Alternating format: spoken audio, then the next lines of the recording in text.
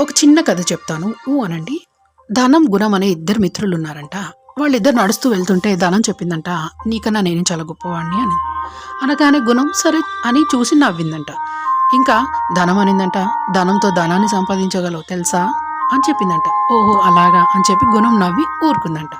ఆ తర్వాత కొన్ని రోజులకి ధనం, గుణం ఇద్దరు మిత్రులు చనిపోయారు. చనిపోయినప్పుడు చాలామందొచ్చి గుణం అనే వ్యక్తి దగ్గరకొచ్చి ఏడుస్తూ అందరూ డబ్బులు వేసుకొని తనను మహారాజులాగా ఊరేగిస్తూ శ్మశాన వాటికి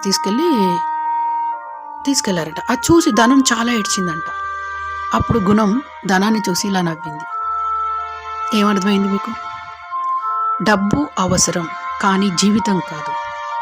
ధనంతో ధనం సంపాదించగలం, కానీ గుణం సంపాదించలేం. ధనంతో ధనం సంపాదించగలం, కానీ గుణాన్ని కొనలేము.